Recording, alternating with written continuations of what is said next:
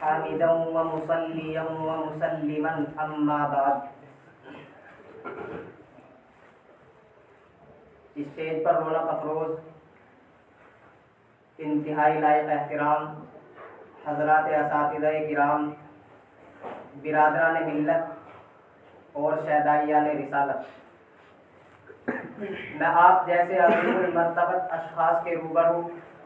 امت کے حوالے سے ارتداد کے عنوان پر لب گشائی کی جسارت حاصل کر رہا ہوں۔ دعا کیجیے کہ اللہ رب العزت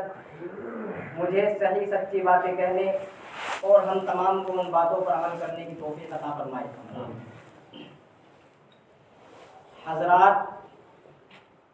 امت مسلمہ قرب قیامت کے جن فتنوں اور آزمائشوں سے نبرد آزما اور دوچار ہے، ان میں سب سے زیادہ خطرناک ارتداد کا فتنہ ہے۔ بقول مفکر اسلام حضرت مولانا ابو الحسن علی میاں ندوی رحمۃ اللہ علیہ کہ تمام فتنے وقتی ہیں جو وقت کے اعتبار سے مضمحل اور معطل ہونے والے ہیں، لیکن نسل نو میں بڑھتا ہوا فکری ارتداد نہایت ہولناک اور کافی سنگین ہے، کیونکہ میری گناہگار آنکھیں دیکھ رہی ہیں کہ کچھ دنوں کے بعد وہ نام کے مسلمان رہ جائیں گے اور غیر شعوری طور پر بتدریج ایمان اور توحید جیسی نعمت عظمیٰ سے بھی محروم ہو جائیں گے۔ سامعین باتمکین، اصل بات تو یہ ہے کہ تمام گمراہ کن مذاہب اور شیطانی و طاغوتی طاقتوں کی طرف سے مسلمانوں پر بتسلسل ظلم و تشدد اور ان کے ساتھ قتل و غارت گری کے معاملات اور مختلف طریقوں سے اللہ کی وسیع زمین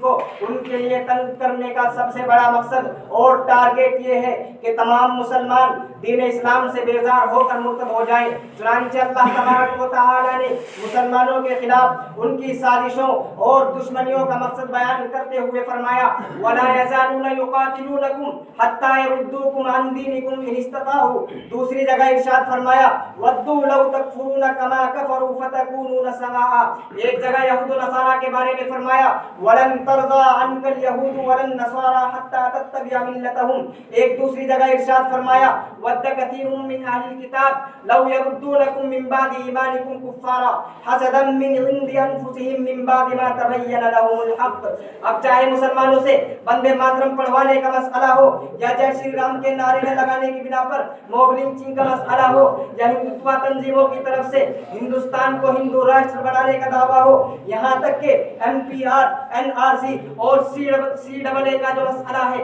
ان سب کے پیچھے مسلمانوں کو مرتد بنانے کی بڑی بھیانک ناپاک اور گھناؤنی سازش رچی جا رہی ہے۔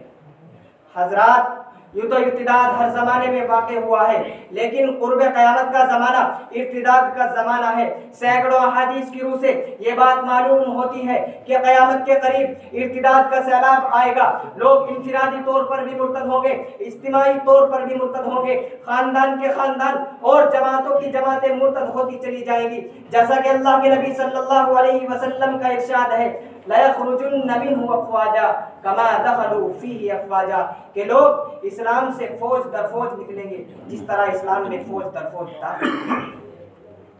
حضرات، لیکن سوچنے کی بات یہ ہے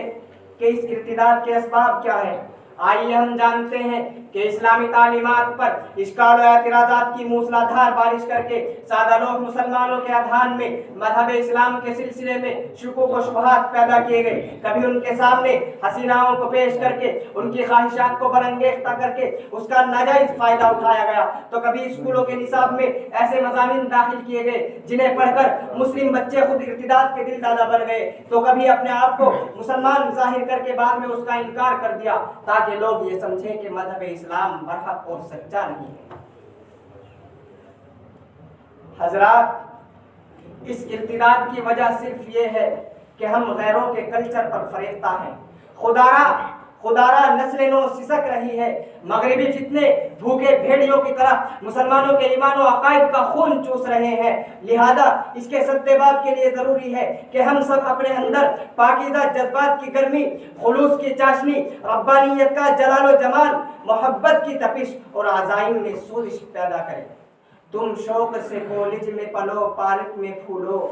تم شوق سے کالج میں پلو پارک میں پھولو، جائز ہے غباروں میں اڑو چرخ پہ جھولو، بس ایک سخن بندے عاجز کی رہے یاد، اللہ کو اور اپنی حقیقت کو نہ بھولو۔ وآخر دعوانا الحمدللہ رب العالمین۔